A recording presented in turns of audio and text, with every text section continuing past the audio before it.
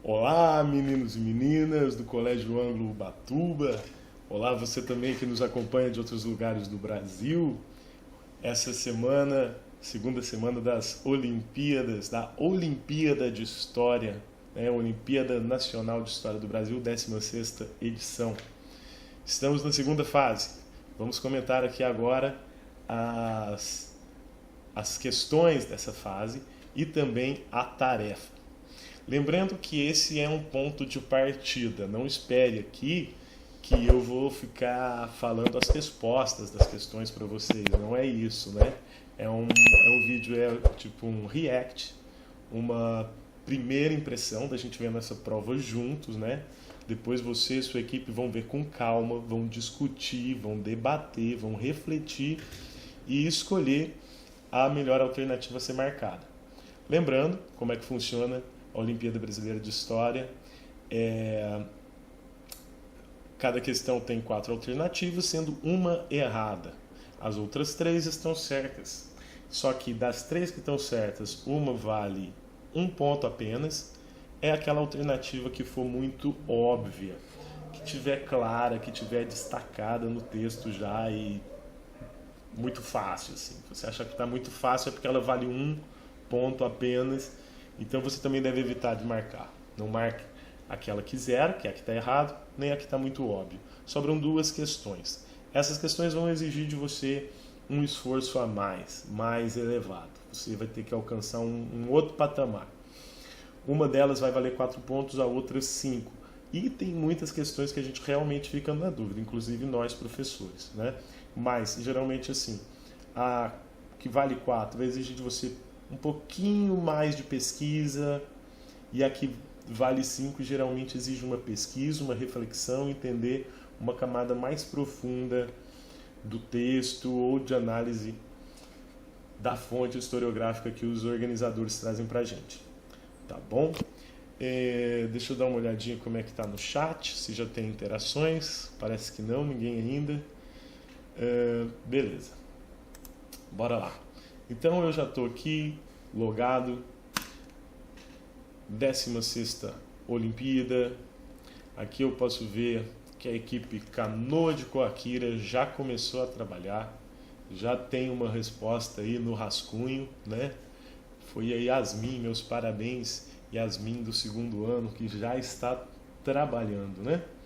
Aqui o canal das outras equipes, deixa eu ver com qual eu vou logar hoje. Vou logar com a Canoa de Cunhambebe. Cunhambebe, líder indígena do século XVI.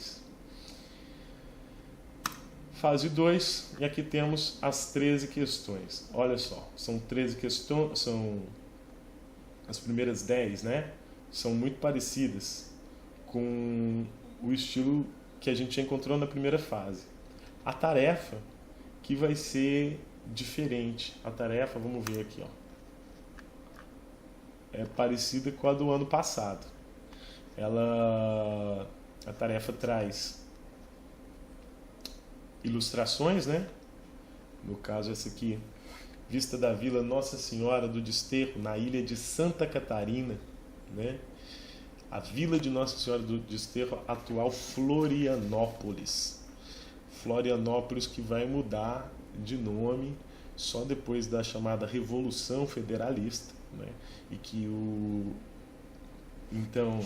presidente Floriano Peixoto vai derrotar os insurgentes, né, vamos dizer assim, ou os pretensos revolucionários lá do sul, lá de Santa Catarina, e vai matar um monte de gente, degolar um monte de gente, e para acabar de humilhar, ele vai mandar que essa antiga vila de Nossa Senhora do Desterro, mude seu nome para Florianópolis. O Floriano Peixoto faz isso para mostrar quem é que manda. Era um cara autoritário que também estava vivendo um governo aí meio ilegal.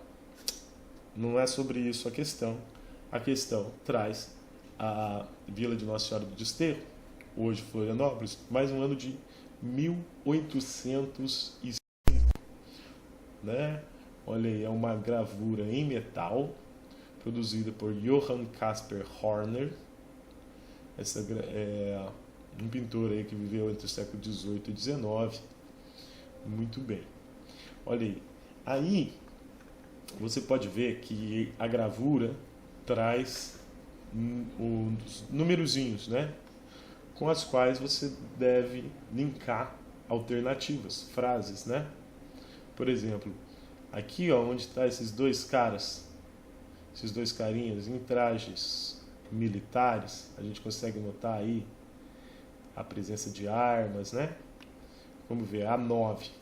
Você clica aqui na 9, aparece destacado o pedacinho da gravura, né? A gente vê esses caras mais de perto. E aí aparece aqui, ó, migalha 9, né? Eles chamam de migalha cada pedacinho da gravura. E aí a gente tem que identificar aqui qual dessas alternativas encaixa melhor. Lembrando que tem muita pegadinha. Eu lembro que no ano passado teve muita pegadinha na segunda fase, então eu preciso ler com atenção. Só que a gente precisa ler com atenção para não vacilar. Tá? Duas mulheres lavam roupa? Não, não é isso. Vemos dois homens em primeiro plano, que por sua vestimenta podem ser identificados com soldados. Eu estou achando essa aqui, tá? Mas não vou marcar não, porque eu vou deixar para a gente ver a tarefa depois, tá ok? Então a tarefa 22, vamos só dar uma olhadinha. Tarefa 22A, tarefa 22B.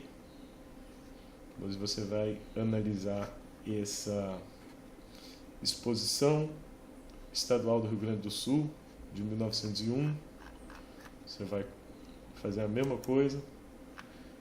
E aqui uma foto de um ensaio da peça Sortilégio, de Abdias do Nascimento. Olha aí, professor Abdias. Com o elenco do Teatro Experimental do Negro, o TEM, no Rio de Janeiro, em 1957. Então é um ensaio para uma peça de Abdias do Nascimento. Se você nunca ouviu falar do Abdias do Nascimento, você não deve perder mais tempo e pesquisar sobre esse cara, nascido na mesma cidade que eu, o que me deixa orgulhoso, né? Ter conterrâneo do Abdias do Nascimento, nascido em Franca. Quem me envergonha é que ele saiu de lá, porque uma cidade onde ele sofria muito racismo, e esse cara, na verdade, ele vai se tornar um dos principais líderes do movimento, da história do movimento negro no Brasil, né? Um cara fenomenal. Você pesquise sobre ele e sobre o Teatro Experimental do Negro, o que isso significou para a história do Brasil, para a história dos afro-brasileiros, né? Para a história das artes. Belezinha? Então é isso. Aí cada pedacinho aqui você clica para ver que afirmação melhor corresponde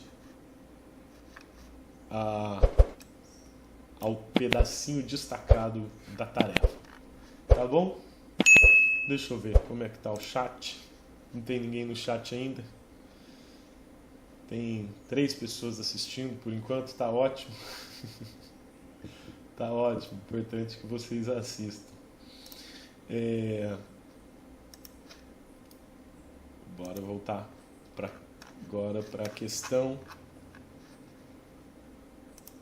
Tá. Sair aqui. Bora lá, fase 2. Vamos ver a primeira questão, que é, cara, maravilhoso, Alejo. Questão 12. E traz uma imagem aqui de um joguinho. Eu vou ter que baixar o volume do meu microfone por um instante para eu dar play nesse videozinho aqui e não ter retorno. Para você assistir e saber do que eu estou falando.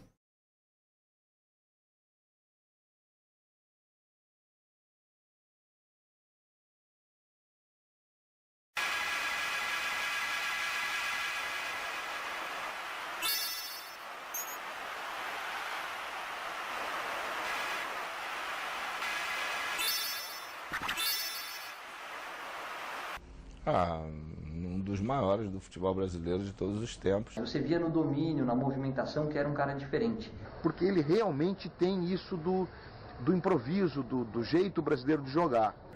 Esse eu queria ter no meu time sempre. Um jogador que está acima de tudo.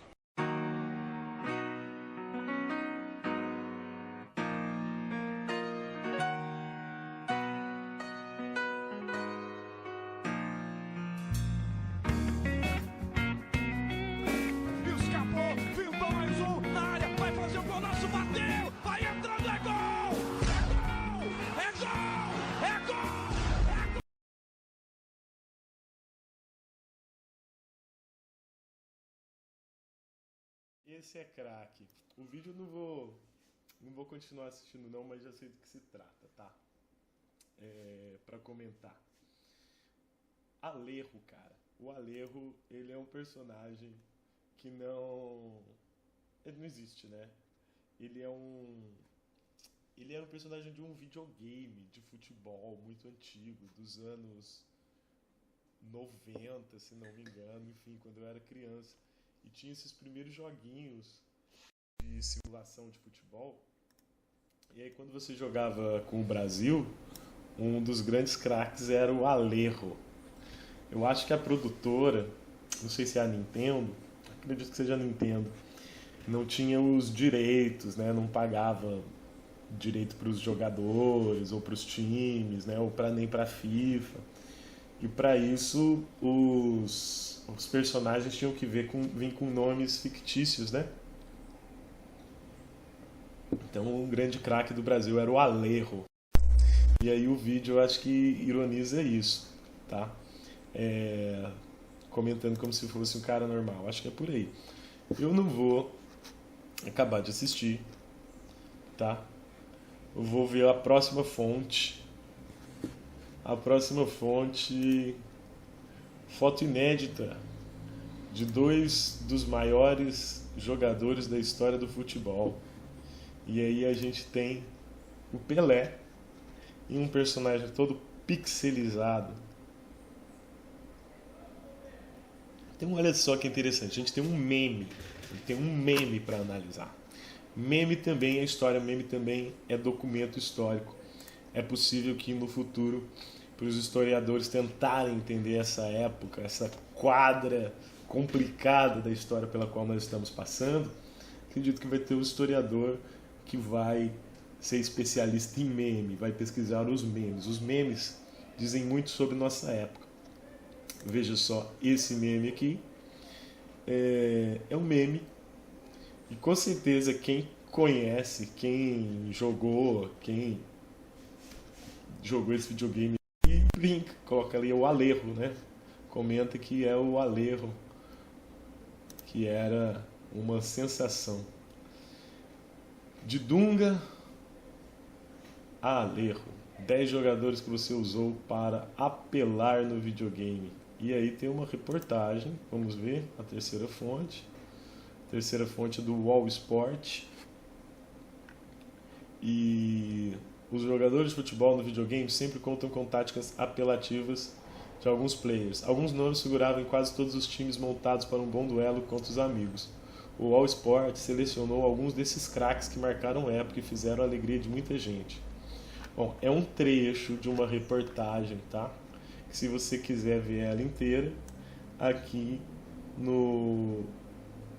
na informação, aqui embaixo, né? Tem o link para você ir direto para a reportagem. Tá aí a reportagem todas, né? Falando de jogos de futebol antigos do videogame e jogadores que eram apelões, que eram muito bons, né? Olha lá, o primeiro é o Alejo, que é o cara que consta aqui no documento, né? O mítico atacante dispensa qualquer apresentação, sem dúvida é o maior jogador fictício da história, superando até mesmo todos os outros humanos convertidos para o videogame. O personagem brilhou nas 3 primeiras edições do clássico International Superstar Soccer, cujo primeiro lançamento remonta a 1994 no Japão, 95 no Ocidente. O sucesso era avassalador. Alejo atuava na seleção brasileira e tinha habilidades que nenhum outro jogador do jogo possuía, o que tornava a escolha do Brasil óbvia na época. Cara, 94, o Brasil tinha acabado de ser campeão mundial, né? Com Romário, Bebeto, o Dunga, né? Era a seleção que tinha o Tafarel, que tinha... Cara, tinha gente boa até no banco, sabe? Era um timão. Então o Brasil estava na moda, na época o Brasil era considerado o país do futebol, né? Tinha acabado de ganhar o Tetra, e no futebol o sucesso era o Alejo. Muito bem. E aí você vai ter 4 alternativas.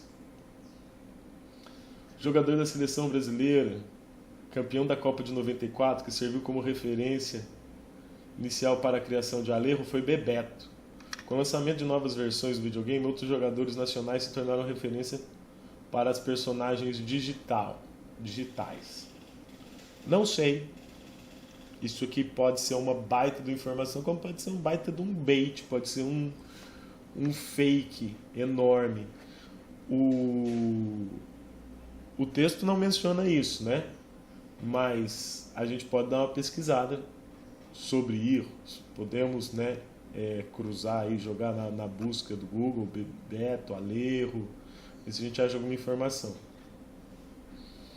O documentário sobre o personagem Alejo mobilizou várias figuras do futebol e da mídia especializada.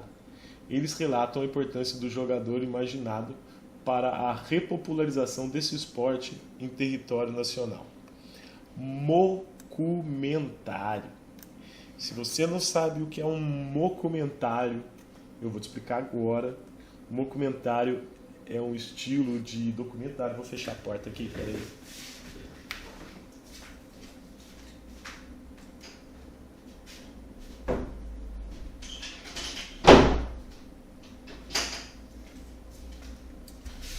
Documentário é uma espécie de documentário fake, né? Geralmente é um recurso da comédia.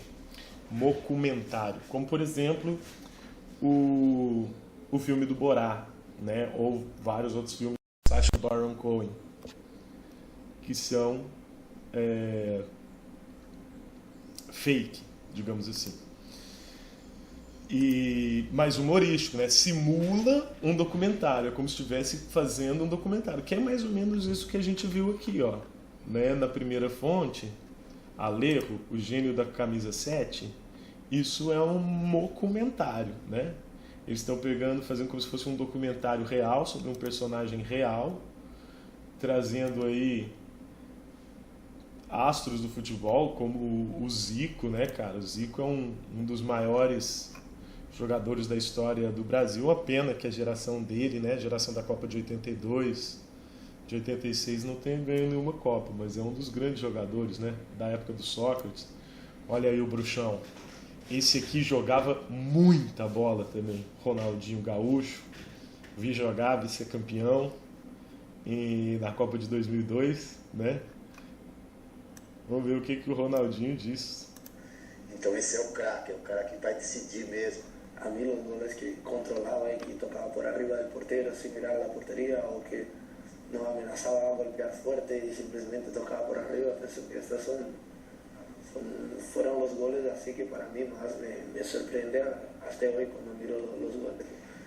Ele troca de pé ali, pouca gente faz para bater de esquerda, ele joga no contrapé do goleiro e depois um rush daquele. Muito bem, então aí é um documentário, certo, turma? isso é um documentário. Então a alternativa B comenta sobre o documentário. Assistam todo, né? Vocês estão em 3 e tem uma semana, né? Até o sábado para enviar. Então, cara, perde 6 minutinhos ali. Eu não posso agora porque eu tenho que comentar todas as questões. A C comenta o meme. O meme sobre o personagem Alejo utiliza a imagem de Pelé, jogador consagrado do futebol nacional, para dar credibilidade à narrativa sobre a qualidade técnica do futebolista fictício, ao mesmo tempo em que gera humor. Também.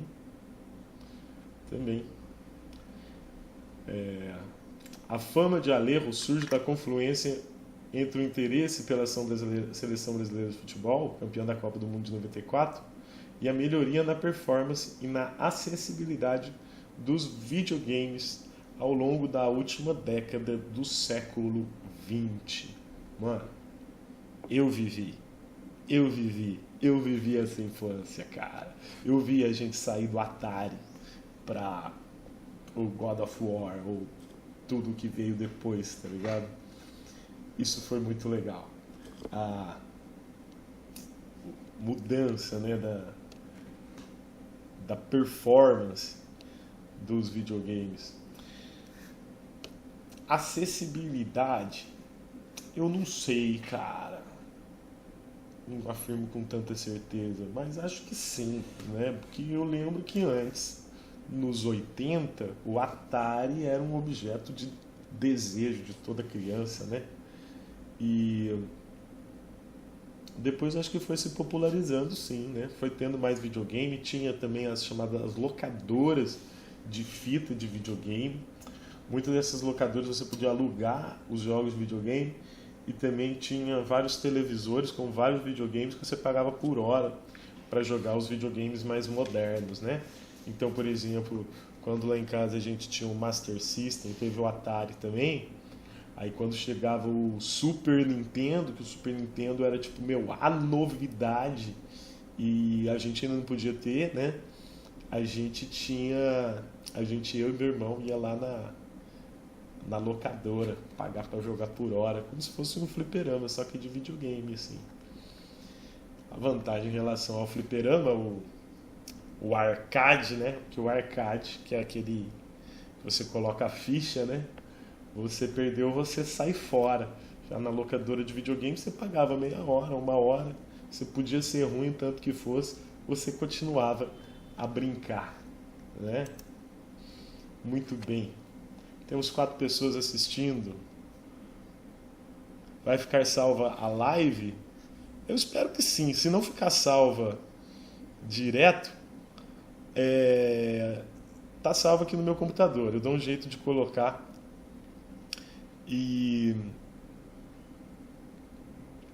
Ou se der tempo, é que eu não tô tendo tempo, cara, mas o legal é se desse tempo eu ia colocar os cortezinhos de cada questão, mas pelo menos vai ficar aí. Falando do Rio Grande do Norte, um abraço, Rio Grande do Norte, é um prazer estar falando com vocês, né? Um abraço aqui de Ubatuba. Vitor Hugo, muito bem, chegou até na 16. Vou continuar comentando as questões. Bora lá. Bora pra frente. Então tá aí o Alejo. Questão 13. Festa da colheita do capim dourado evidencia a cultura quilombola. Capim dourado, olha aqui, ó. Que faz essas coisas lindas. Esses artesanatos aí, né? Brincos, etc. Olha só, um vestido de capim dourado. Coisa linda de se ver, hein? Aqui a paisagem do interior de Goiás, parece, né? Região da Chapada. Vamos ver aqui. Modelo Thaisa Pereira. Vestindo cabelo e maquiagem. Direção de foto Henrique Lopes. Ela está vestindo um vestido de capim dourado. Olha só, de novo, a mesma modelo vestindo capim dourado.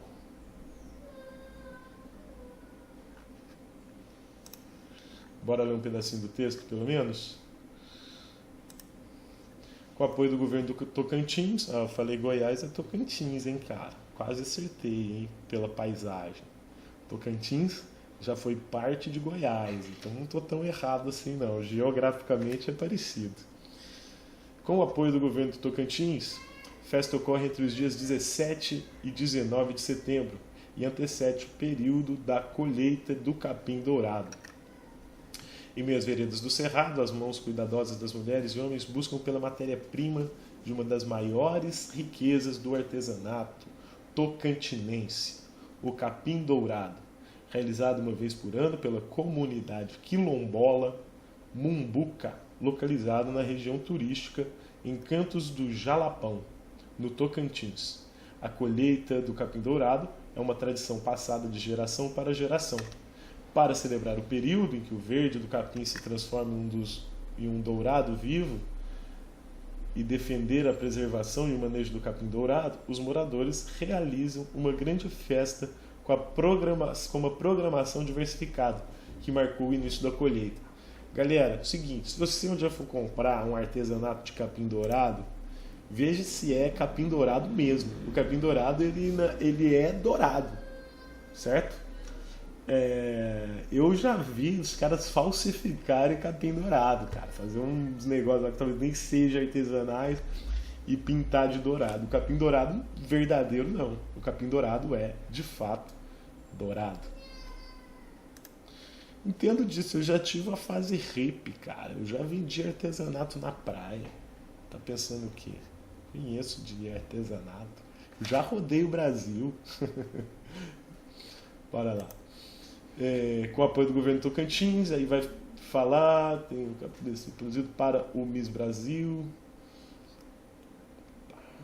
Vocês vão ler com tempo e bastante atenção. Um dos nomes mais referenciados da comunidade, Noêmia Ribeiro da Silva, popular doutora, revela que a festa tem ganhado cada vez mais destaque. Abre aspas, é lindo ver todo o apoio que estamos tendo nessa festa, pois é algo especial pra gente. Hoje todo mundo conhece o capim dourado e a comunidade Mumbuca, motivo de grande alegria, descreve a artesã. Galera, presta atenção. Vamos dar uma olhada aqui só o que eles estão botando pra gente como palavras-chave. Patrimônio imaterial, quilombolas, tá? São as palavras-chave. Patrimônio imaterial, cultura material, vestuário, a outra fonte. Galera, eu acredito que vai ter a ver com comunidades quilombolas, certo? Comunidades quilombolas, vamos lá. Não sei se todo mundo aí sabe o que é. A gente que mora aqui em Ubatuba, nós temos a comunidade quilombola da Caçandoca, a comunidade do Quilombo da Fazenda, né? Do Camburi. E o que é uma comunidade quilombola, cara? É uma comunidade formada por remanescentes, né, de descendentes de africanos escravizados.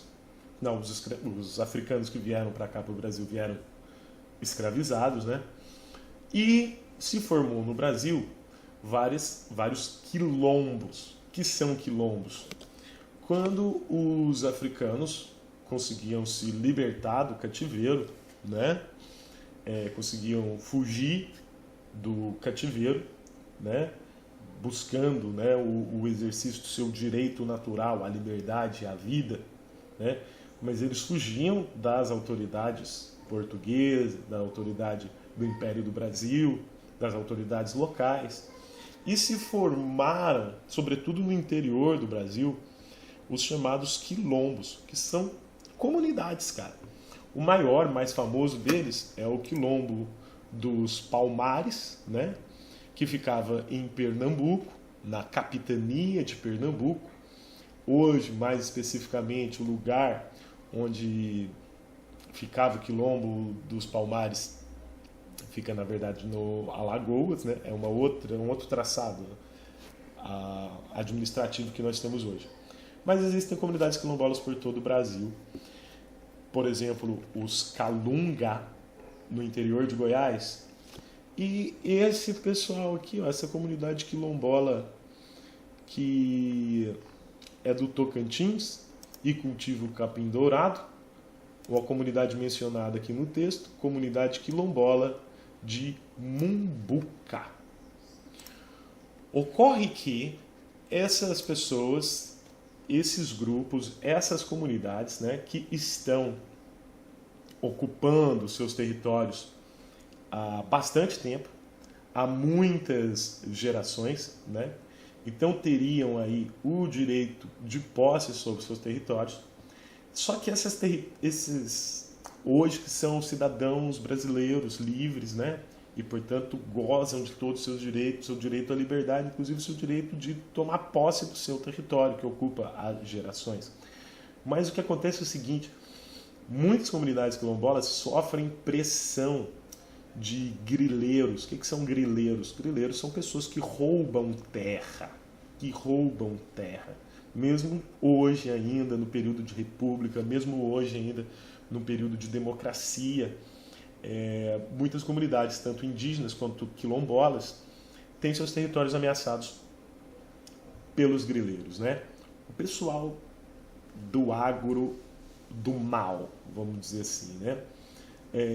Então, você tem fazendeiros que falsificam documentos, que solta o gado em terra indígena, em terra quilombola, desmata, expulsa, ameaça essas comunidades por meio da pistolagem mesmo, né?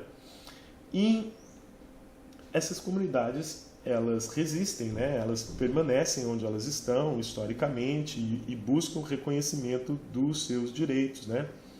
Foi no início dos anos 2000 que começou, que foi criada a Fundação Palmares, né? Que seria um equivalente da FUNAI. A FUNAI é a Fundação Nacional do Índio, cuida da demarcação, do reconhecimento das terras indígenas. A Fundação Palmares faz o mesmo para os quilombos do Brasil, né? Então, tem comunidades quilombolas que já são reconhecidas, já têm suas terras homologadas, inclusive um salve, meus parabéns para a comunidade do Quilombo da Fazenda, que recentemente tem aí a posse definitiva do seu território. Um abraço também para o meu amigo Jurandir, lá do Quilombo da Caçandoca, que com muita luta conseguiu a reabertura da escolinha lá do Quilombo, que estava fechada há mais de 40 anos, né? Então, essas comunidades quilombolas, por exemplo, essa sobre a qual fala o texto, né? Comunidade quilombola de Mumbuca. E o texto fala sobre a importância do capim dourado para essa comunidade, né? Que é uma fonte de renda e também é uma forma de manter a sua tradição, de manter o seu artesanato, tal qual era feito pelos seus antepassados. Beleza? E aí, o Bruno, no Rio Grande do Norte, tem comunidade quilombola também? Comenta aí se tiver alguma coisa para acrescentar.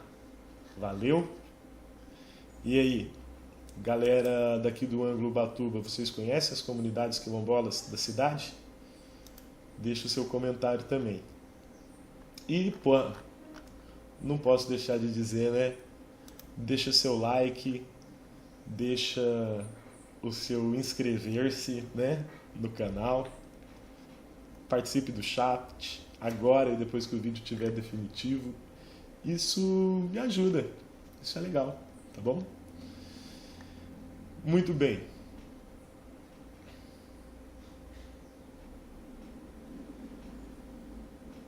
A 1 eu acho que já está errada.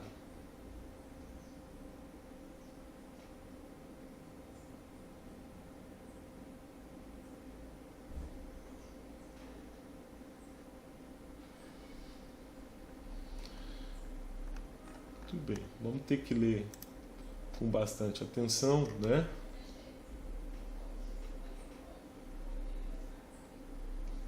O texto.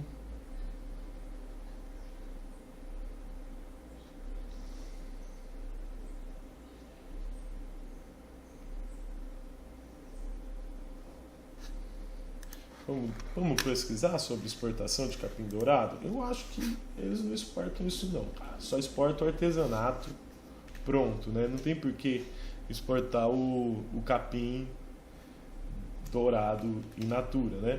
Porque senão vira uma commodity, né? Não agrega valor, fica muito barato e não valoriza a cultura, a tradição local. Os caras lá fazem, né?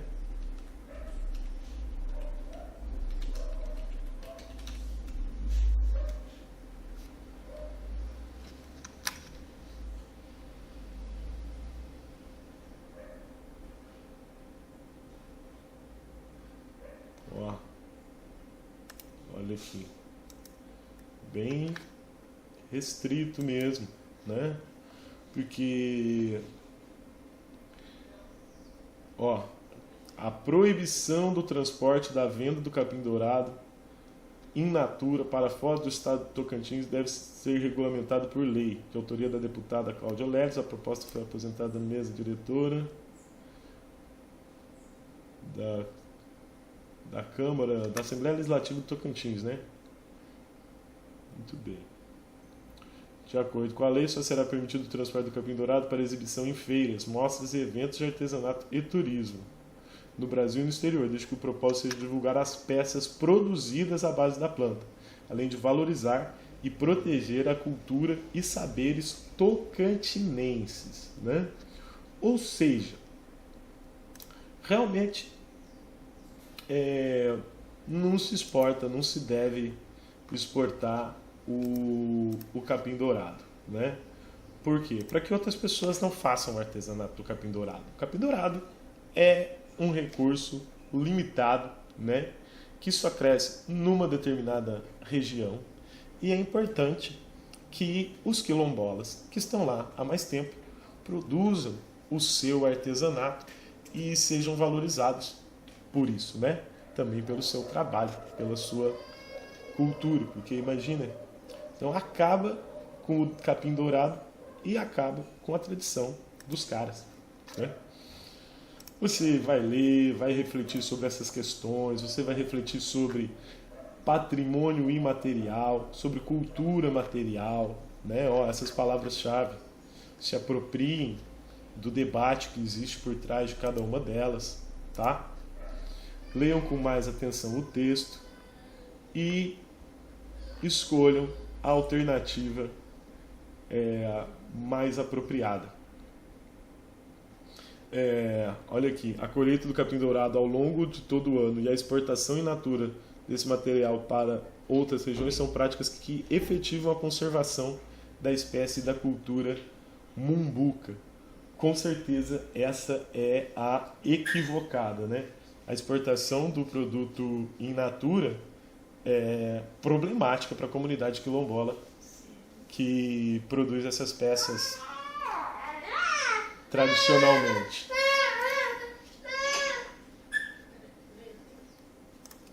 Bora lá para a questão 14. Questão 14. Barracos históricos resumidos para caberem num reel. E aí nós temos a fonte, é um reel sobre o Tratado de Tordesilhas. Barracos históricos resumidos para caber no Reels. Tratado de Tordesilhas. Todos lo saben que pertenece a Espanha.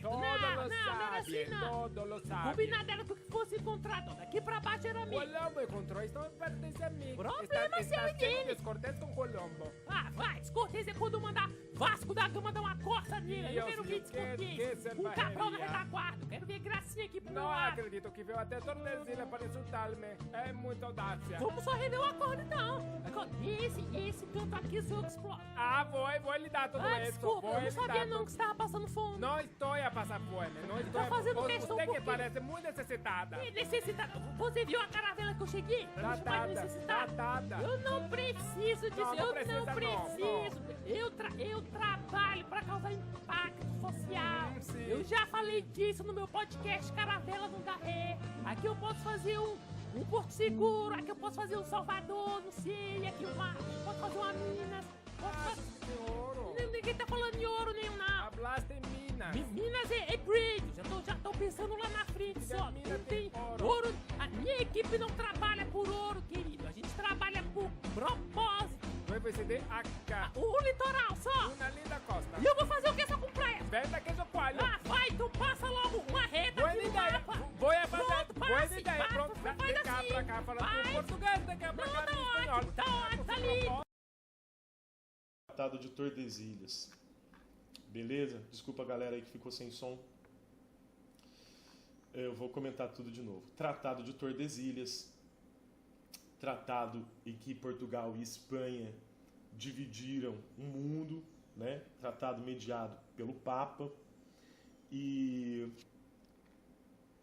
que é ironizado aqui por esse meme que a gente acabou de ver. Eu estou muito bravo de que eu tinha comentado um monte de coisa e eu estava sem som, né? Eu vou falar de novo.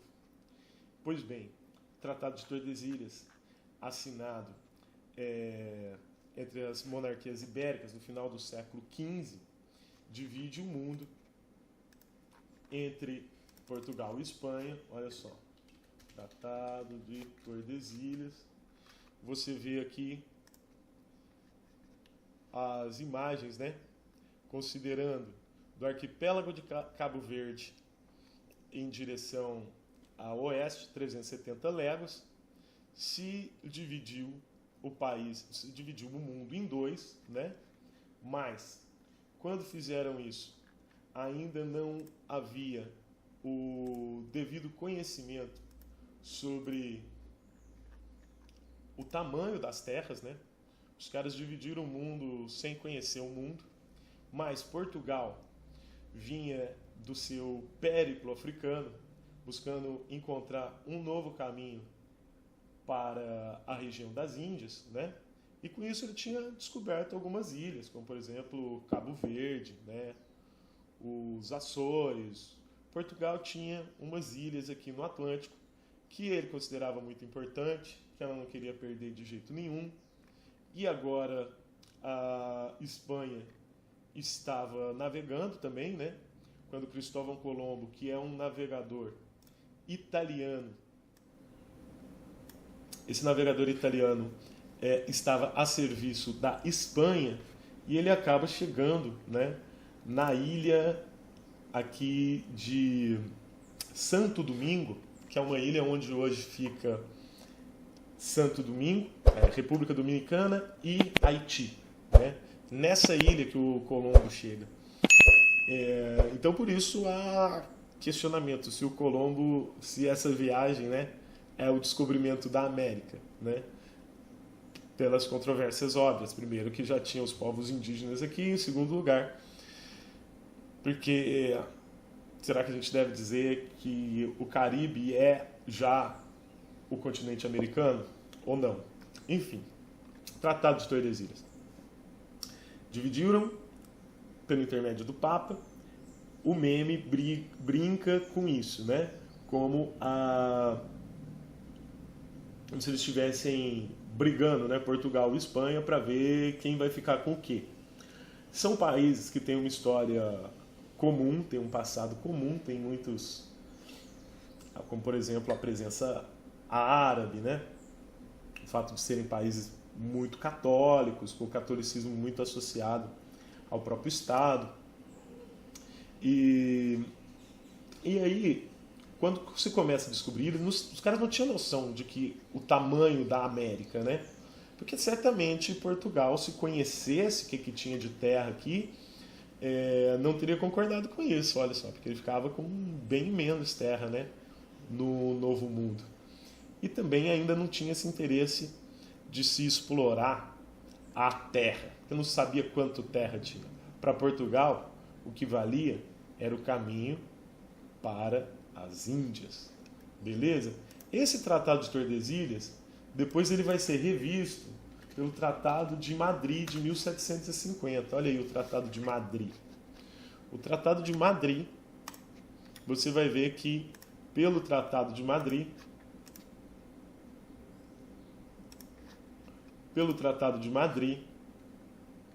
muitos dos territórios que pertenciam a Espanha passam definitivamente para Portugal, né? Isso acontece por alguns motivos. Primeiro, essa linha do Tratado de Madrid, ela não foi respeitada pelos colonizadores portugueses, por uma série de motivos. A começar o período da chamada União Ibérica, né? Em que o rei Filipe II acumulou a coroa de Portugal e Espanha, depois daquela história do Dom Sebastião, aquele rei de Portugal, que era jovenzinho, e foi tentar expulsar os muçulmanos do Marrocos. Aí esse Dom Sebastião tomou um pau, morreu, ele não tinha descendentes, o tio dele era padre, governou aí por 2 anos e depois morreu, e aí teve uma crise dinástica. Essa dinastia acaba por não ter herdeiros, o trono de Portugal passa para o rei Filipe, né, que era rei da Espanha. Então, durante esse período de União Ibérica, os portugueses atravessaram para o lado de cá, fundaram cidades, né?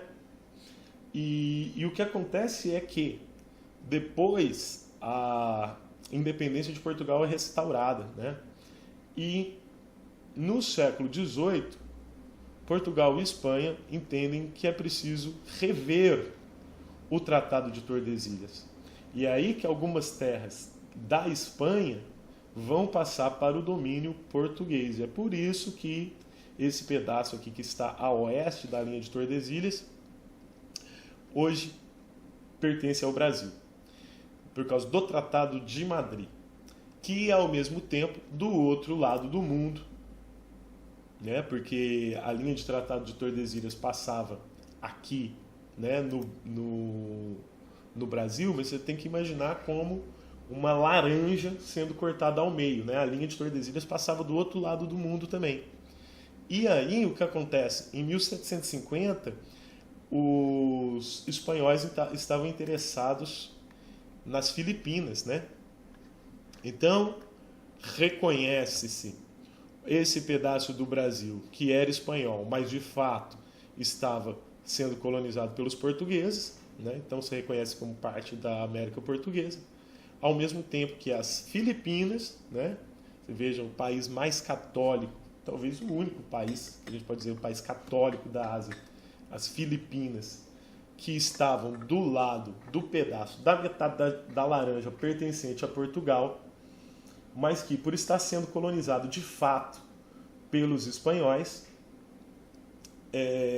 as Filipinas são devolvidas à Espanha, são entregues à Espanha, ao mesmo tempo em que se reconhece esse pedação aqui como sendo de Portugal. Portugal não é bobo também, né, cara? Tava achando ouro aqui nesse pedaço de Minas Gerais, Goiás, que é uma continuidade de Minas, né? Então, para os portugueses era importante rever o Tratado de Tordesilhas, o Tratado de Madrid. Belezinha? Turma, comentários no chat, deixa eu ver. Opa, ainda tá baixo?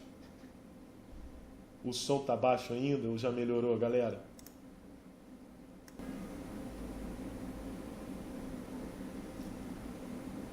Bora? Então, continuando. Tem um meme, vamos fechar aqui o meme. Meme sensacional, meus parabéns, né? @afthehype. afthehype. Muito bem. Aí, olha só, a questão A, alternativa A, utiliza recursos digitais, assim como do humor, para discorrer sobre um determinado acontecimento histórico. Essa tá certa? Tá certíssima, só que é óbvia demais. Me parece muito chinfrim, cara. Essa aqui tá certa, mas deve valer 1. Tô achando que vale 1 essa. A questão B, tem no anacronismo e no uso de estereótipos, ferramentas que instigam o espectador a refletir sobre o episódio abordado. Bom, anacronismo. Anacronismo, cara, é quando você comete um erro, por exemplo, deslocando uma tecnologia, uma informação, uma coisa que ocorre num lugar do tempo para outro. Por exemplo, imagina se eu faço um filme, imagina se eu vou fazer um filme histórico que mostra a chegada dos portugueses ao Brasil. E aí eu faço esses portugueses descendo das caravelas, portando metralhadoras, né, e usando um fuzil, um Kalashnikov automático, para fuzilar os índios. Ora, é um anacronismo, né? É um erro. Se eu estiver tentando fazer um filme sério, eu vou passar muita vergonha. Afinal de contas, essas armas, essa tecnologia não existia na época que eu pretendo retratar, né? Agora, se o objetivo for o humor, né, ser uma coisa errada de propósito para fazer rir, aí é válido, né? Eu não posso levar isso a sério. Como historiador não é válido, mas como humorista talvez seja. Então isso que é anacronismo. E é um recurso que foi usado pela galera que fez esse meme, né, cara? A linguagem, algumas coisas a que eles fazem referência não correspondem à época do Tratado de Tordesilhas. Então, eles usar, por exemplo, uma linguagem de hoje para brincar com Portugal e Espanha, discutindo sobre a linha de Tordesilhas, é um recurso humorístico. E estereótipos. Estereótipos é quando você usa uma característica exagerada, às vezes não verdadeira, né, para representar um grupo social ou pessoas de uma origem. Olha o que diz o dicionário. É uma imagem pré-concebida sobre algum assunto, sobre algo ou alguém, né? Como, por exemplo, a ideia dos portugueses que só querem saber de ouro, né? São estereótipos, tá? Você tenta rotular as pessoas. E no humor, isso se usa bastante, né? Você exagerar, você vai criar um tipo e você exagera as características atribuídas ao grupo social a que eles pertencem. Inclusive, cuidado com isso. Cuidado com isso, que alguns estereótipos são bastante injustos e preconceituosos. Eu acho que o pessoal... Não foi o caso aqui dos estereótipos do meme que a gente analisou, tá bom?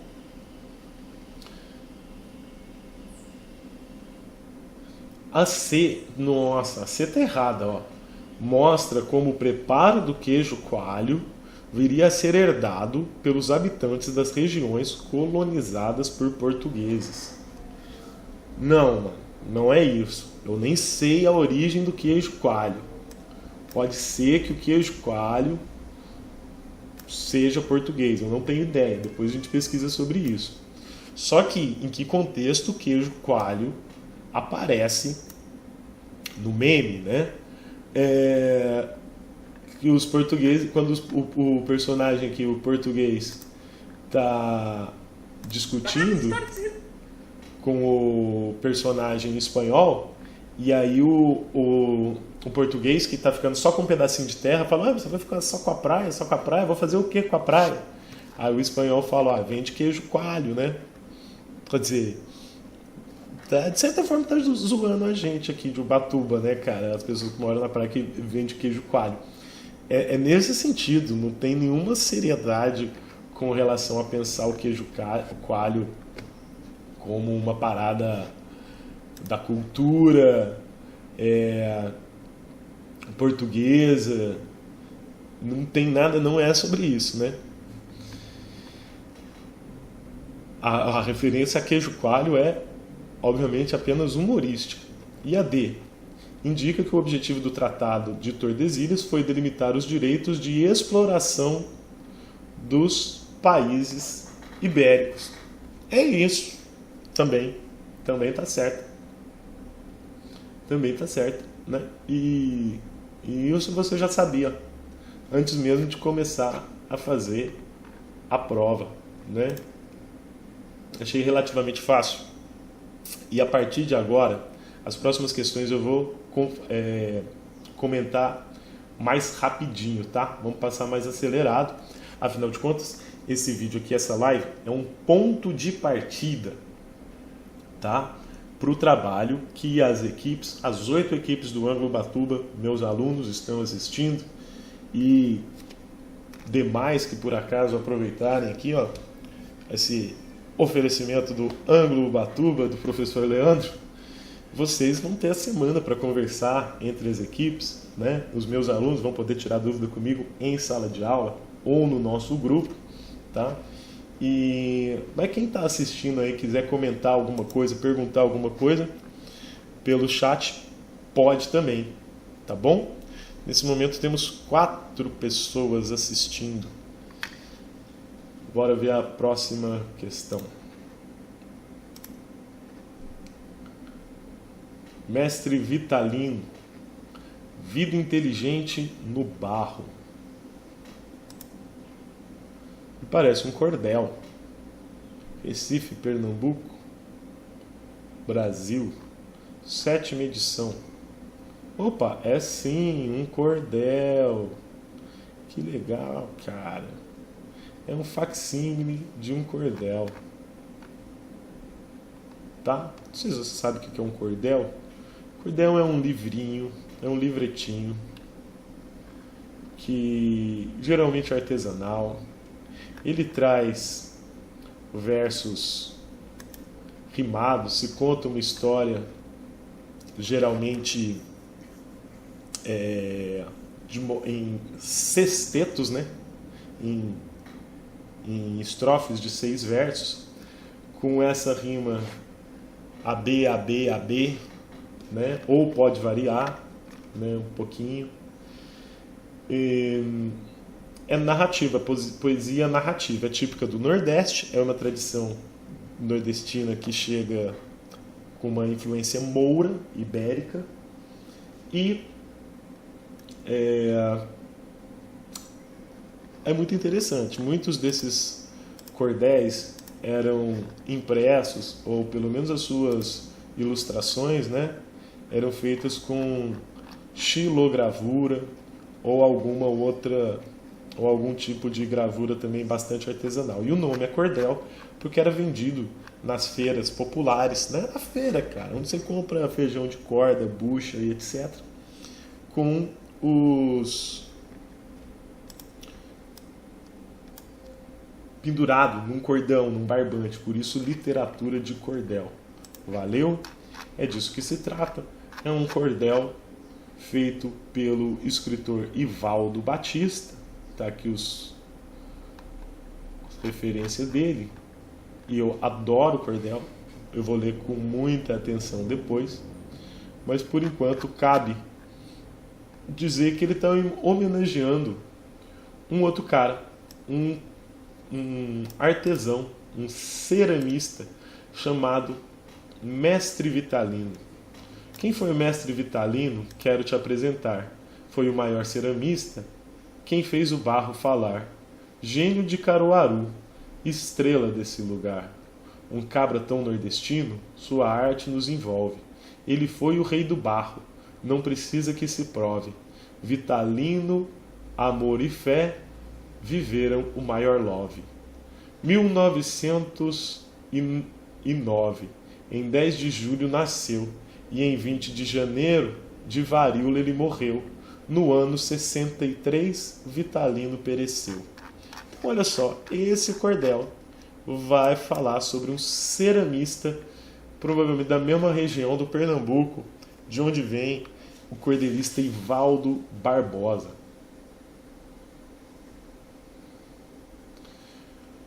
Olha lá, o título do cordel faz alusão à transformação do barro em arte e à complexidade que esse ofício envolve. A vida inteligente no barro. Será? Cordel, quer dizer, você vai ter que ler, né, cara? Vou comentar as alternativas aqui, mas eu nem analisei a fonte. Você não. Você, porque isso aqui é uma live e eu estou passando todas as questões. Você vai ler com muito carinho as 12 páginas desse cordel para saber realmente do que se trata e poder ver se é verdadeira. Essa alternativa diz que o cordel trata a trajetória do mestre Vitalino, da expressão e importância de sua obra. Pô, isso é... acho que é isso mesmo. Pode ser que seja isso aqui só valha 1. A participação do mestre na primeira exposição de cerâmica pernambucana, em 1947, lhe deu visibilidade nacional. Não sei, ter que ler para saber. E pesquisar fora, se precisar. O título de mestre Vitalino se deu em função de sua formação tardia, em curso superior de artes plásticas. Mano, eu acho que essa aqui é bem errada, né? Porque o mestre de uma arte tradicional, ele não precisa de universidade. Não se trata aqui do título acadêmico de mestrado. Trata-se aqui de um reconhecimento daquela pessoa como sendo um mestre, né? Sendo uma pessoa que sabe muito e que é referência na sua área.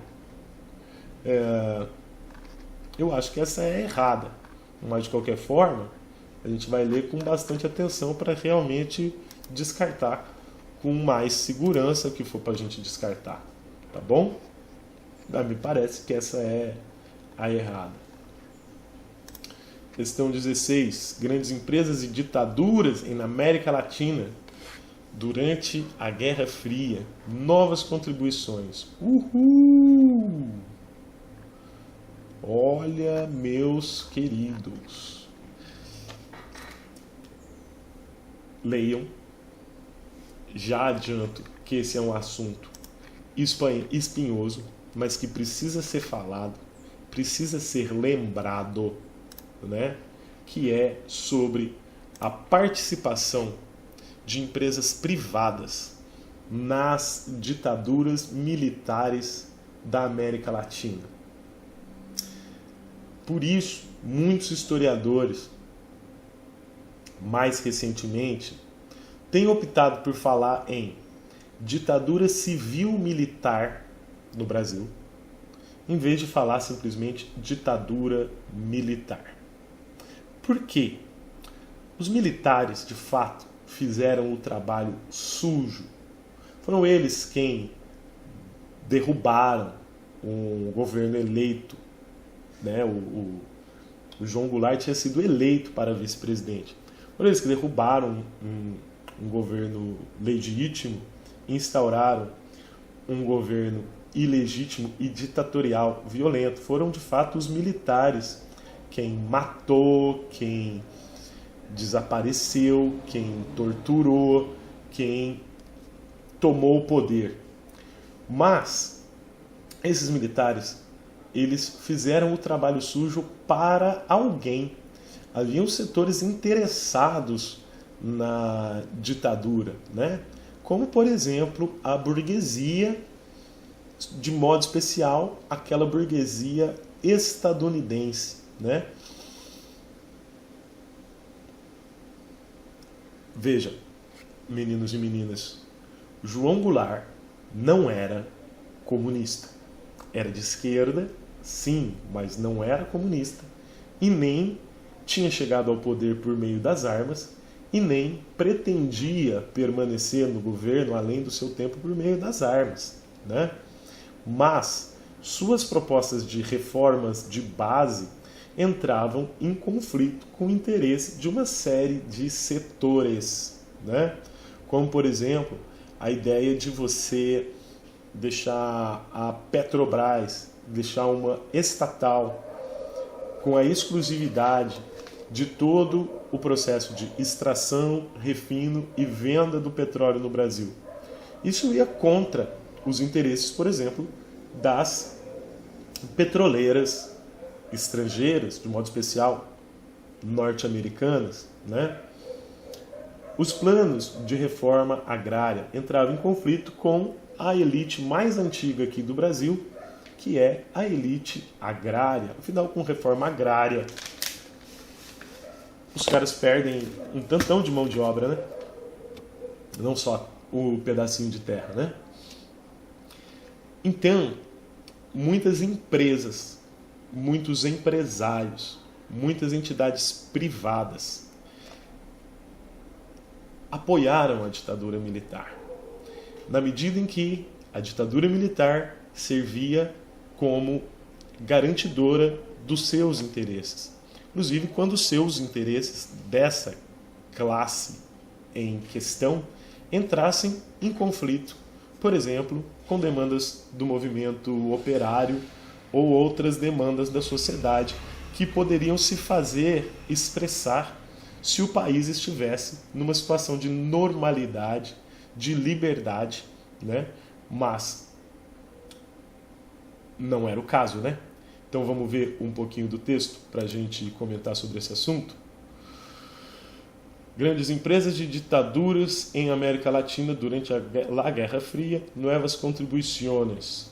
Bom, você já vê aqui que é um texto acadêmico, tá? Ele foi traduzido aqui no caso, porque o título está em espanhol. Eu imagino que os autores sejam hispanohablantes, né? Bora lá. O estudo de processos ditatoriais em diversos países da América Latina, no contexto da Guerra Fria, se ampliou e enriqueceu nos últimos anos, a partir de um trabalho crescente interdisciplinar e da crescente integração de produção de um conjunto de países da região. Há casos-chave, como o da Ford Motors, Mercedes-Benz, Siemens, na Argentina, Volkswagen, no Brasil, da represa Tucuruí, construída pela Eletronorte, e das grandes construtoras no Brasil. O caso da empresa de cobre Madeco, no Chile. O Chile também sofreu uma ditadura militar, né? O presidente democraticamente eleito, Salvador Allende, foi deposto no 11 de setembro de 73, né? Assassinado, né? Num golpe militar tramado com o apoio dos americanos, né? E de empresários, como dessa empresa de cobre, e executado pelos militares do Chile, né? E aí o Chile vai viver uma das mais terríveis, mais violentas das ditaduras militares no continente, né? E, mais uma vez, você tinha ali um interesse nacional e do governo do Chile, que via no cobre um dos principais recursos, riquezas minerais do país, até hoje o cobre, do qual o mundo todo precisa, para os seus fios elétricos, motores, etc. E existe um conflito de interesse. Se o cobre vai ser dos chilenos, vai ser do Estado chileno, ou se o cobre vai ser privatizado para empresas mineradoras, geralmente estrangeiras, geralmente estadunidenses, né? E esse é um dos motivos que leva à deposição de Allende. Galera, esse papo de ameaça comunista, sim, vivemos a Guerra Fria, mas os presidentes, tanto Allende quanto o presidente do Brasil, né, quando foram depostos, eles não eram comunistas, né? Mas obviamente que os Estados Unidos da América se aproveita desse momento, de toda a sua estrutura, da CIA, das suas relações internacionais, das suas forças armadas, dos Estados Unidos, que prestam apoio aos golpes militares para defender interesses das empresas americanas, né? É que o estilo de vida americano, o sistema capitalista estivesse ameaçado. Não, mas em algum momento, e em certa medida, interesses de determinados grupos empresariais estiveram sendo motor para esses golpes militares que diziam estar salvando a América Latina do risco de uma ditadura comunista. Não. Eles provocaram ditaduras. Não estavam em risco de ditadura. Bom, além do papel dos bancos e do setor financeiro em vários países latino-americanos para a sustentação dos processos repressivos. O caso da Volkswagen no Brasil, não apenas uma fábrica emblemática do ABC paulista e um caso amplamente discutido, porque foi denunciado pelos sobreviventes, mas um caso muito claro de articulação militar empresarial, foi investigado pela Comissão Nacional da Verdade. Foi objeto de investigação do Ministério Público Federal e levou à assinatura de um acordo por parte da empresa.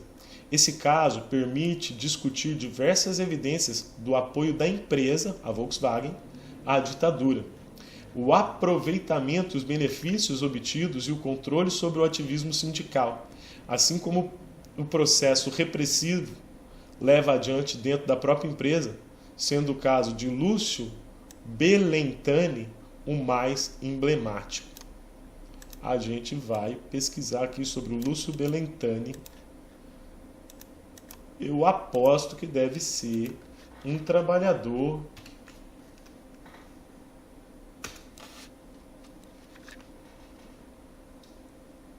que foi denunciado pela ditadura, pela sua própria empresa, né?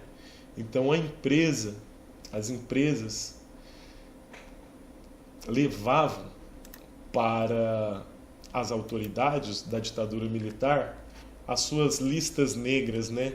Dizendo, ó, prende com esse cara, some com esse cara. O cara às vezes também, mais uma vez, não era uma ameaça ao país, uma ameaça à nação brasileira, um perigo comunista, nem nada disso. Mas talvez fosse apenas um trabalhador que lutasse pelos direitos da classe trabalhadora, né? Ou que reclama de algum arbítrio da empresa para onde trabalhava. Então, essa empresa procede à sua perseguição, né? Fazendo com que o Estado brasileiro, as suas polícias, o seu exército, servisse como um capanga,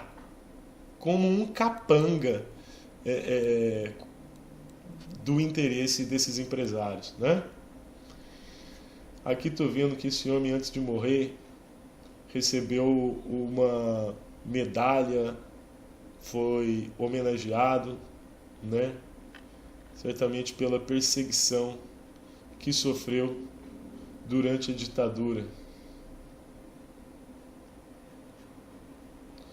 Foi preso, processado, foi preso no DOPS. Muito bem. Você depois pode pesquisar mais sobre esse Lúcio Belentani. O caso da empresa Tucuruí, cuja construção esteve a cargo da empresa Eletronorte, Centrais Elétricas do Norte do Brasil, desde 63 começou a ocupar o norte do Brasil, incluindo regiões do Amazonas. Permite um olhar extremamente interessante sobre uma empresa estatal de infraestrutura em um setor estratégico. O caso dessa represa, localizada no rio Tocantins, 300 quilômetros ao sul de Belém, na capital, permite acessar a informação-chave sobre o papel do Serviço Nacional de Informação, SNI, que foi estabelecido depois da ditadura,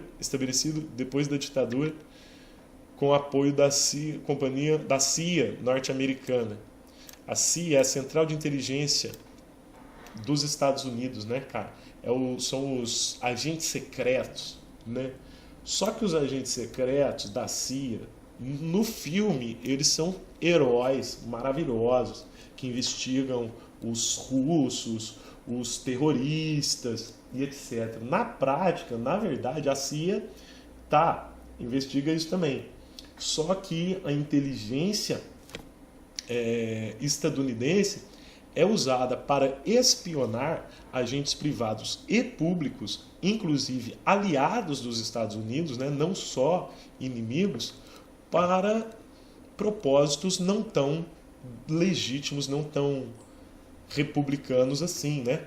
A CIA foi usada, por exemplo, para desestabilizar, assassinar, depor presidentes pela América Latina, né? A CIA apoiou, sustentou golpes militares. Inclusive, né, tem a famosa Operação Brother Sun, né? Os americanos estavam aqui, ó, do lado, né? Estavam com seus portas-aviões, com com seus homens preparados, né, para intervir militarmente no Brasil, caso houvesse resistência ao golpe de 64 que eles apoiaram. Muito bem. Empresas passavam listas negras de trabalhadores a órgãos da repressão.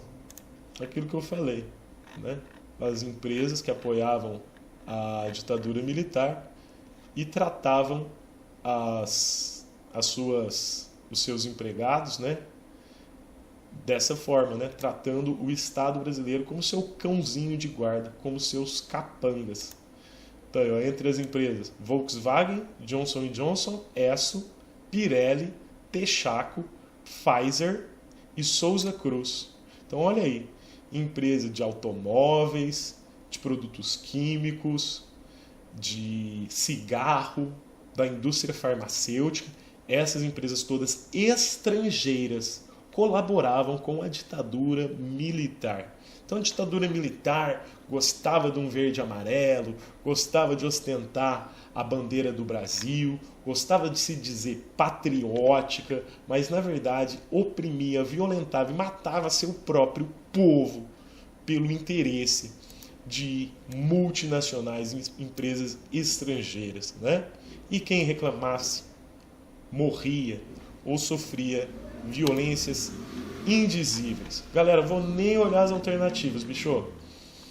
Leiam com atenção e comentem que a gente está atrasado. Bora lá. Notícias científicas. Opa! Tem um jornal, trechinho de um jornal aqui, Jornal do Comércio de 1840. Olha só, finalmente passou o daguerrotipo para cá, os mares, e a fotografia, que até agora só era conhecida no Rio de Janeiro por teoria. É atualmente também pelos factos que excedem quanto se tem lido pelos jornais, tanto quanto vai do vivo ao pintado. Olha só, parece uma notícia de 1840 falando sobre a chegada da fotografia e do daguerrotipo, que agora eu não sei o que é.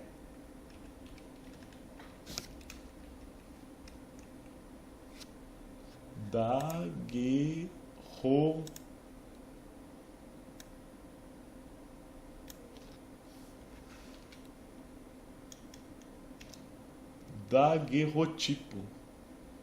Foi o primeiro processo fotográfico a ser anunciado e comercializado ao grande público.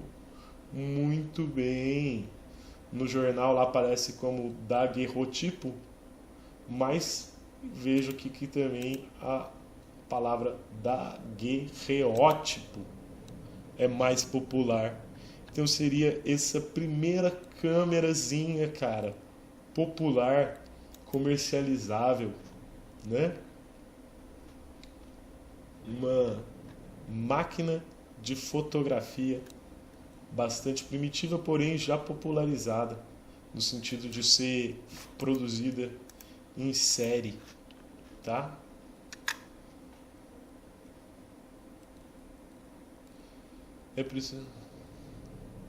É preciso ter visto a coisa com seus próprios olhos para se poder fazer ideia da rapidez e do resultado da operação. Em menos de 9 minutos, o chafariz do Largo do Paço, a Praça do Peixe, o Mosteiro de São Bento e todos os outros obstantes circundantes se acharão reproduzidos com tal fidelidade, precisão e minuciosidade que bem se via que a coisa tinha sido feita pela própria mão da natureza e quase sem intervenção do artista. Inútil é encarecer a importância da descoberta, de que já por vezes temos ocupado os leitores. A exposição simples do fato diz mais que todos os encarecimentos.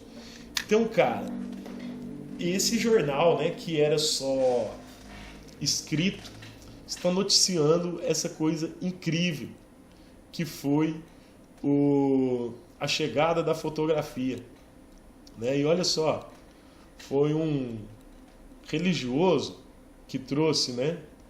Foi o Abade Combes quem fez a experiência. É um dos viajantes que se acha a bordo da corveta francesa L'Orientale, ao qual trouxe consigo o engenhoso instrumento de Daguerre, por causa da facilidade com que por meio dele se obtém representação dos objetos que se deseja conservar a imagem. Cara, isso com luz natural, a chapa, né, onde o negativo do filme, que isso era um processo físico-químico, né? Essa câmera que entrava luz por um buraquinho e dentro da câmera atingia o papel fotográfico, né?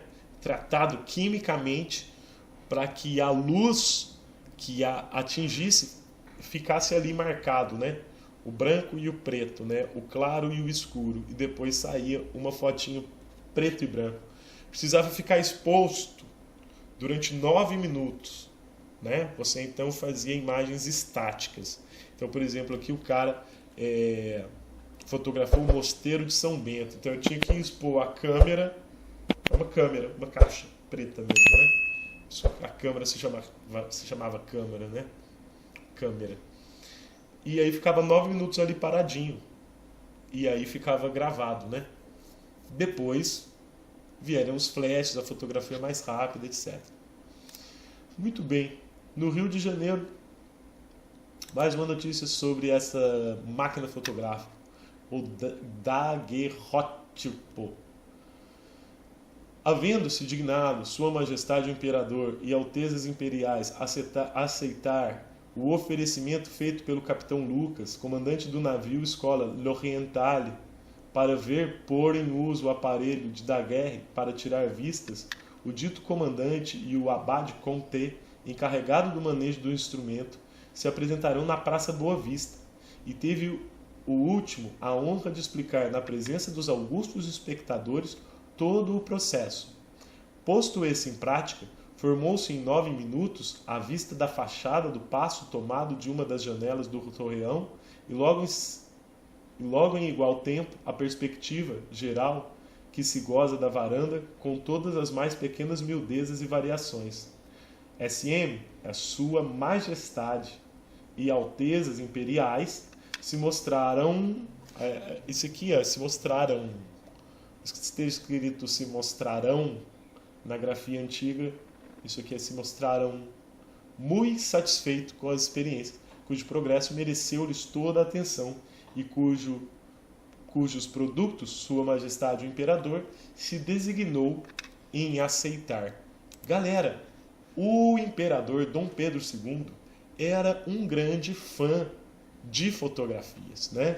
Ele aqui, né, em 1840, veja só, um jovenzinho, né, cara? O jovem imperador, né, cara? Se encantou pela fotografia e a fotografia vai acompanhar ele pelo resto da vida. Ele vai adquirir uma câmera fotográfica, né? E vai levar isso para todos os lugares. E ele vai viajar para vários lugares do mundo. Olha aqui, fotografia Dom Pedro II. Tem fotos do Dom Pedro II no Egito, cara. Ele é um grande fã da fotografia. Olha aqui essa fotografia famosa do Dom Pedro II no Egito. Ver. Olha aqui, fotografia de Dom Pedro II, agora já velhinho, com a barba bem branca, né? No Egito. Essas fontes históricas nós temos, chegaram até nós. Que bom, cara, e que curioso a gente ver aqui nas Olimpíadas de História a chegada da fotografia.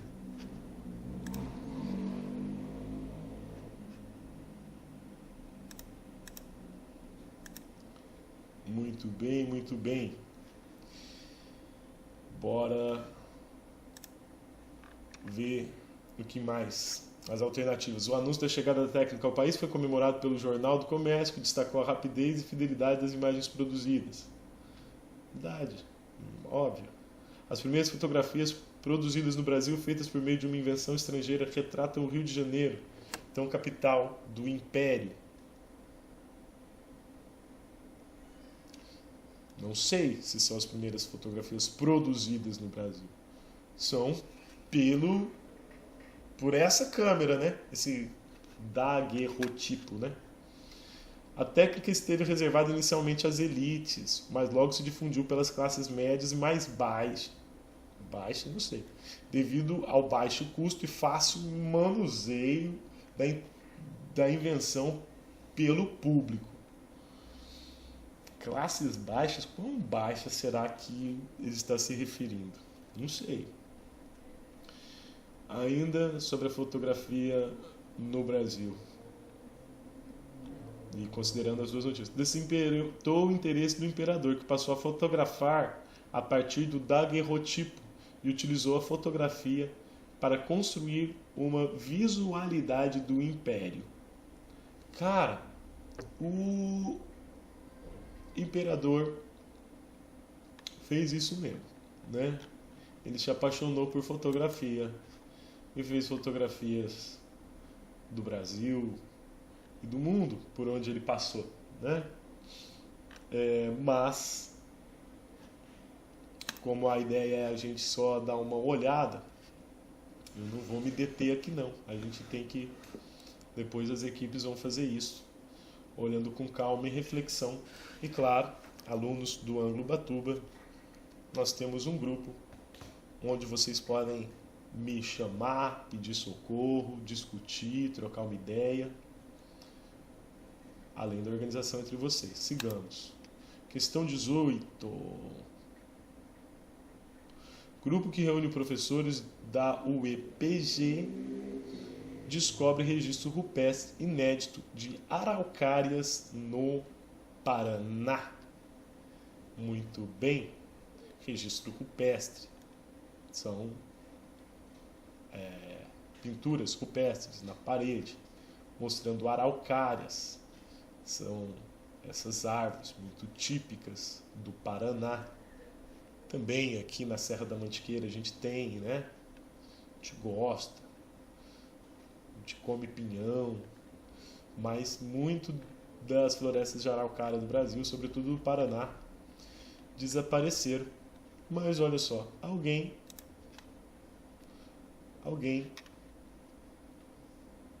4.000 anos atrás pintou as araucárias, pintou araucárias aí na parede, né? Olha aqui. Muito bem. Aqui tem o link que você pode abrir.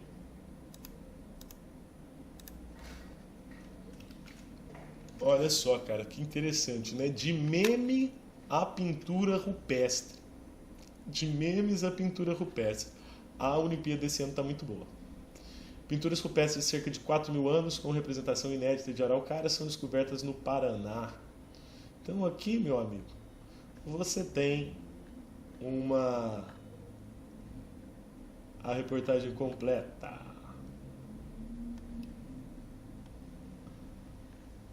Você pode encontrar mais informações da fonte e do contexto, né? Porque olha aqui, o que a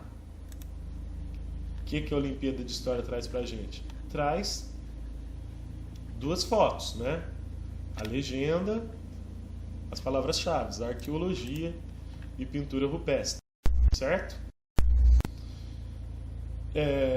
Para você saber mais, você pesquisa, né?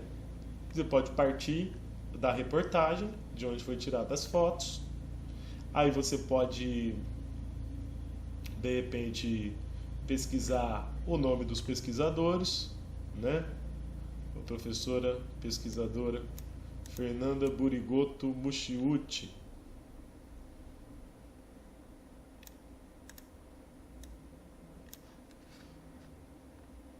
Vamos pesquisar aqui, ó.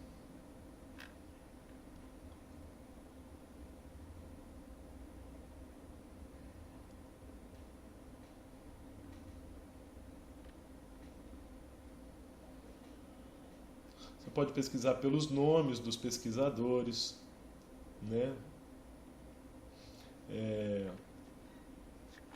Encontrar mais informações sobre esses estudos. Valeu? Questão 19. 4 homens e uma jangada. É um recorte de jornal ou revista. Eita! Olha o Vargas aqui, hein? 4 men on a raft.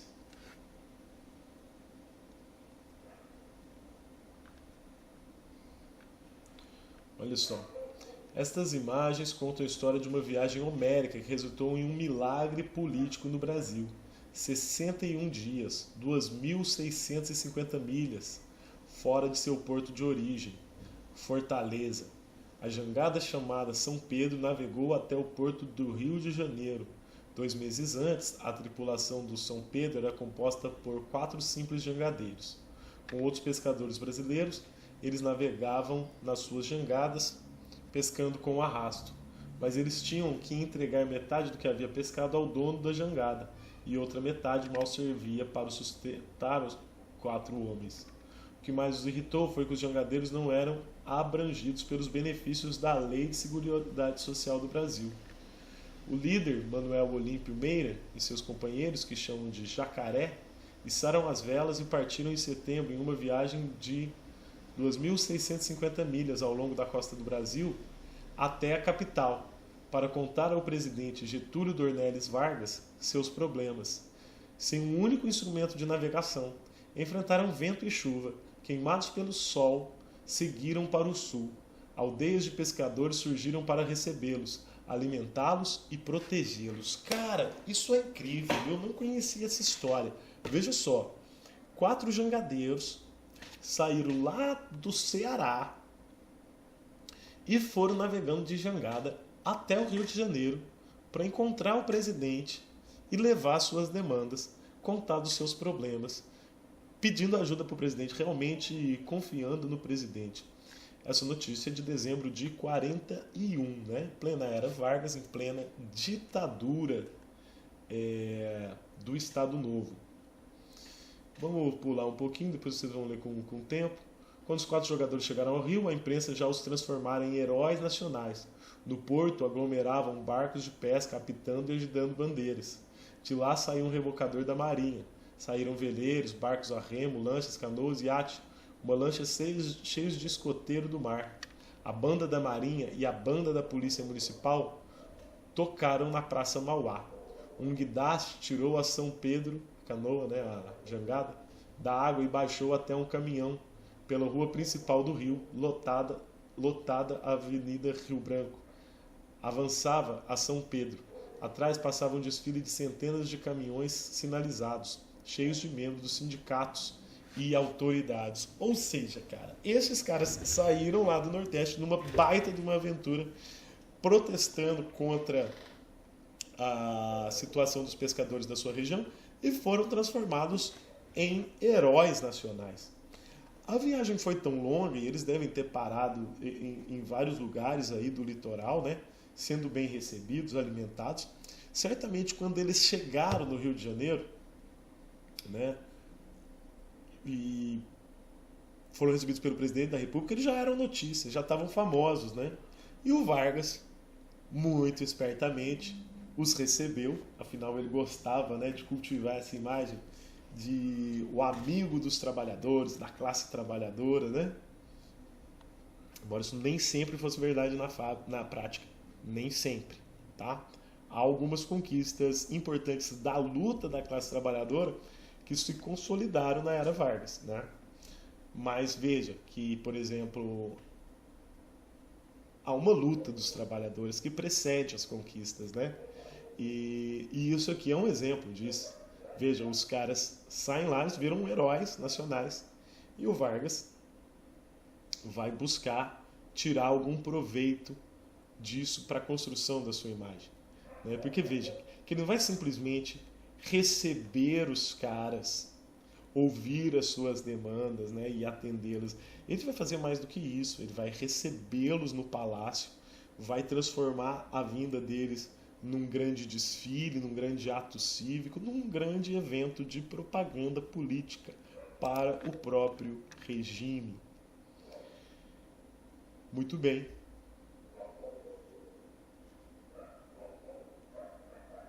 A B é o que eu acabei de falar, né?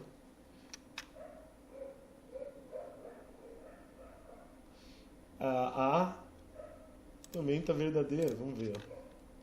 Onde foi publicado? Revista Time. Revista Time é uma das mais importantes do mundo, dos Estados Unidos, certamente do mundo, né?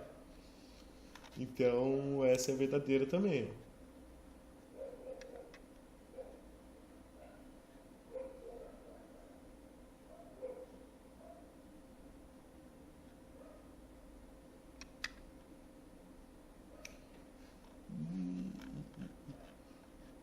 Tem uma alternativa aqui dizendo que o cara morreu. Eu não sei. Vamos ter que pesquisar mais, né? Pra gente saber se é verdade. Manuel Olímpio Meira. Vamos pesquisar sobre ele? Manuel Olímpio Meira. Quando a gente quer que pesquisa na ordem certinha, a gente coloca entre aspas. A jangada.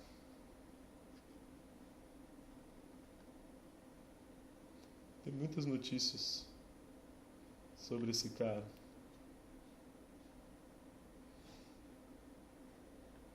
Muitas notícias sobre essa questão. Não conhecia. Vamos ver quando é que ele morreu.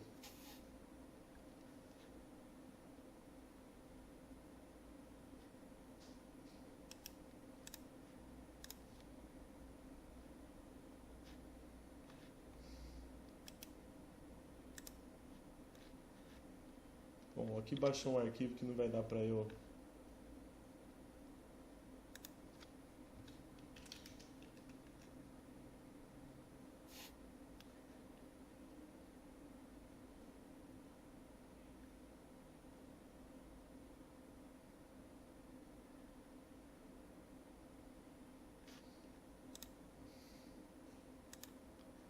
Opa, não deu para ver aqui. Então tem aqui pertencer à nação brasileira, a jangada de São Pedro rumo à capital federal. Então aqui nós temos um trabalho acadêmico sobre esse evento. Vamos ver se a gente acha alguma informação. Jacaré, olha aqui, confirmando, ó. Jacaré morreu em 19 de maio de 42, quando realizava as filmagens da chegada da jangada São Pedro ao Rio de Janeiro. Muito bem. Foram fazer um filme sobre isso. E o cara morreu. O cara não morreu durante a viagem, mas morreu durante a realização de um filme. Que coisa interessante, meus caros. Você vê que essa aqui, ó,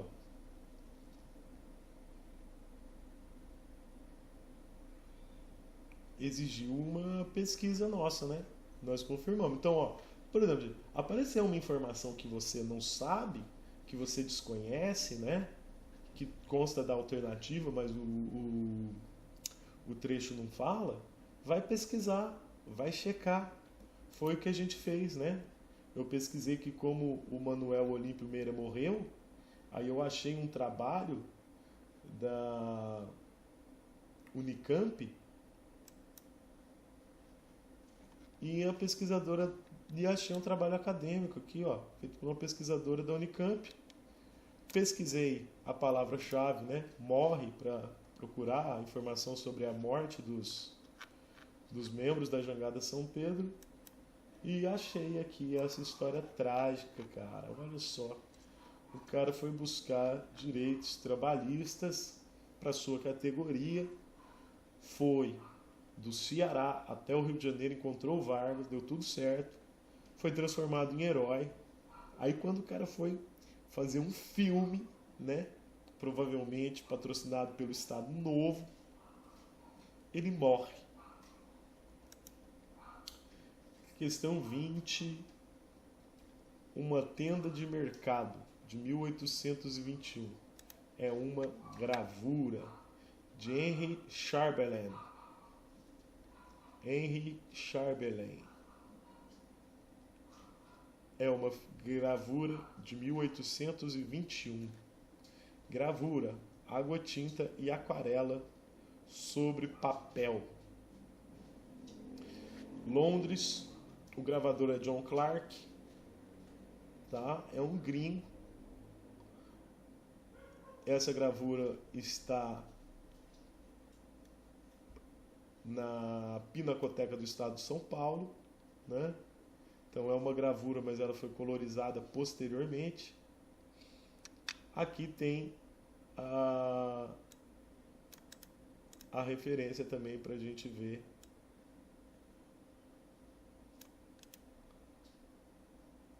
nessa coleção Brasilianas,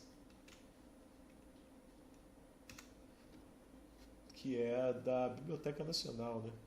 Se não me engano. Olha aí. Olha só, parece mamão. Tem umas aves aqui, não sei se é galinha.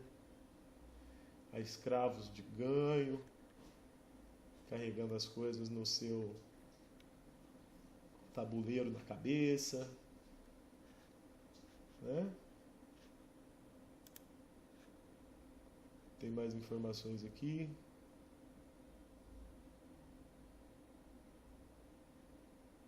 Ela representa o Rio de Janeiro, publicado em 1821, portanto, período joanino, né? Um ano antes da independência do Brasil. Viagem pitoresca e histórica. Aí aqui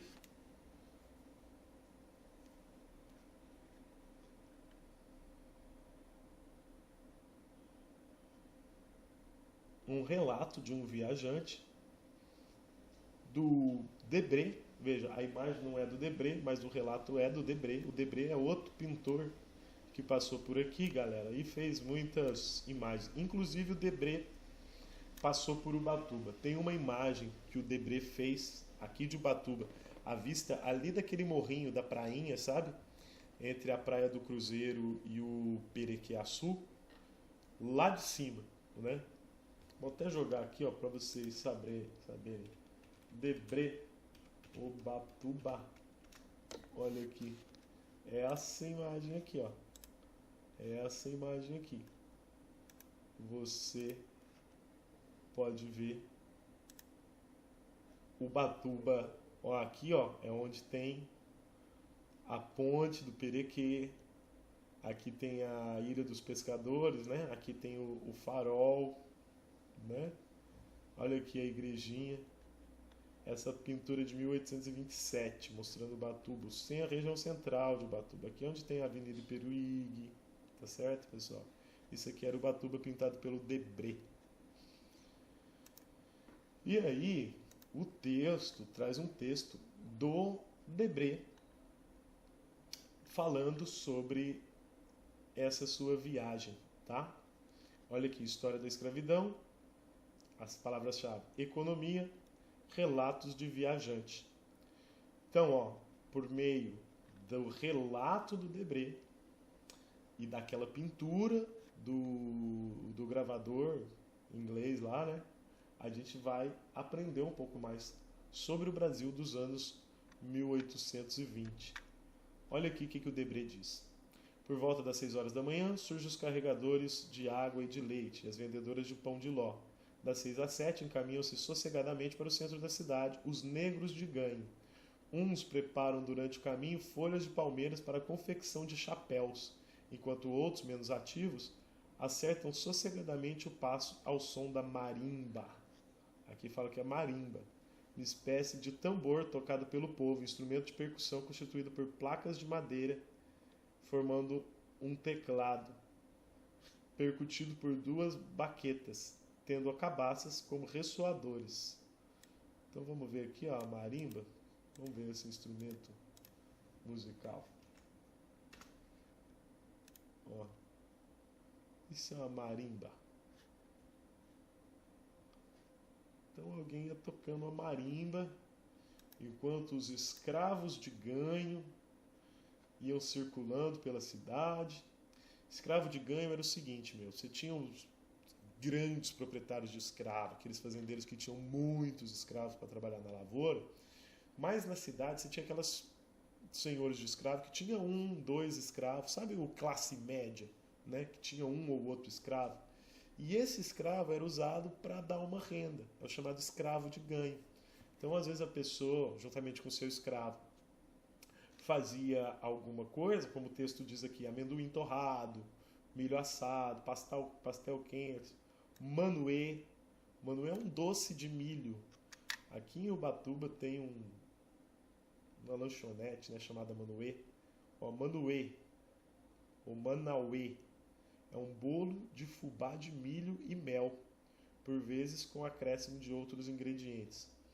Então, cara, o escravo de ganho, ele sai vendendo, né, na rua os seus quitutes, e aquilo que ele ganha, ele tem que entregar ao seu proprietário, ao seu dono, ao seu patrão.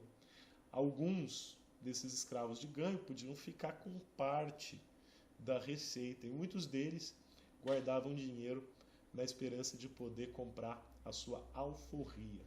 Então é isso que se trata o escravo de ganho, é disso que se trata esses personagens aqui.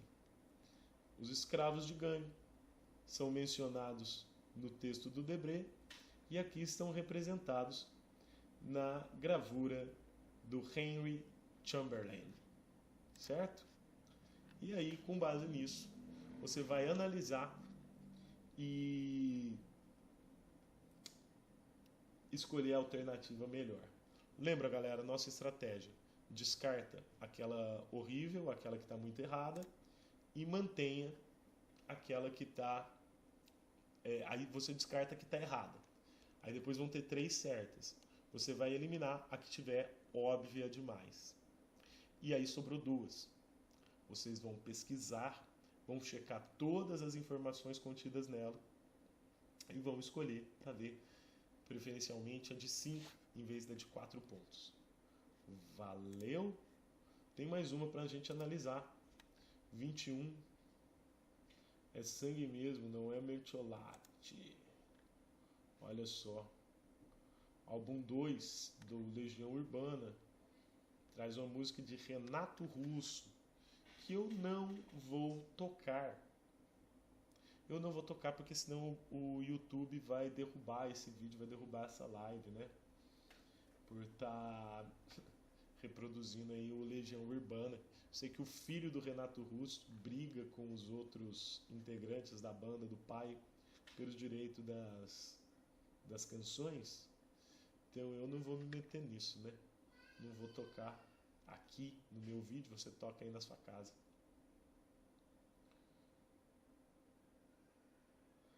Mertiolate, você sabe o que é isso, cara? Eu acho que nem tem isso mais. Se tem, é uma nova fórmula, né? Mertiolate, olha aí, é um remédio, né? Para quando você machuca, você passar. E é um desinfetante, né? Só que esse mertiolate que vende hoje não é o mertiolate de antigamente. O mertiolate de antigamente ardia pra caramba. As crianças se machucavam, ficavam com medo de falar pra mãe. E o mertiolate, ele era cor de sangue. E aí ele, por ser cor de sangue, às vezes a criança fazia um machucadinho, passava o mertiolate, ficava aquele vermelho escorrendo. Parecia que a coisa tinha sido mais feia do que realmente era. Certo? Bom, assim como o mertiolate, outra palavra que aparecia aí, você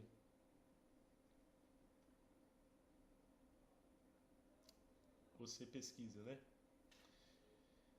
Bom, me parece me parece que tem a ver com a questão de saúde pública. Por gentileza, aguarde um momento. Sem carteirinha não tem atendimento.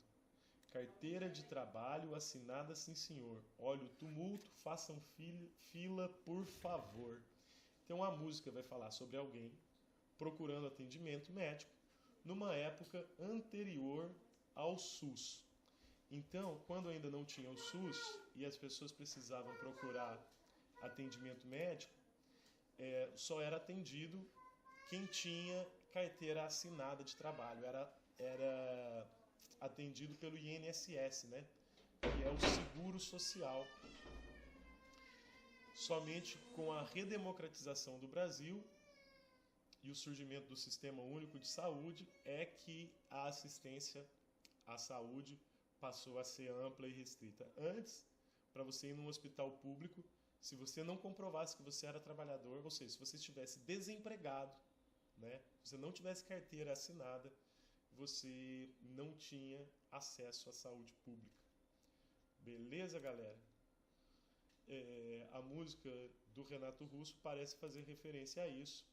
Vocês buscam aí as informações sobre a época, sobre a saúde pública, sobre a Legião Urbana. Aqui, ó, história da música e história das cidades. A questão vai ter a ver com essas duas coisas. Galera, bom, a questão 22 são as tarefas sobre as quais eu já comentei. E como esse vídeo acabou ficando muito grande, eu vou cortar aqui e talvez eu faça mais um vídeo, né? Já comentei brevemente no início dessa live aqui. Eu vou ver se tem novos comentários da galera.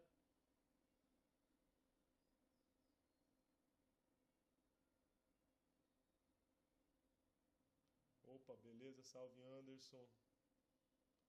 Bora, Felipe Sinício, ótimo, valeu, forte abraço. Então vamos encerrando por aqui, galera, esse comentário da Olimpíada Brasileira de História. Vou encerrar a transmissão, acredito que depois vai ficar pronto lá no YouTube, para quem quiser assistir. Desejo boa sorte a todos, em especial meus alunos. Mas aqueles que não são meus alunos, mas por acaso nos prestigiaram ou nos prestigiam,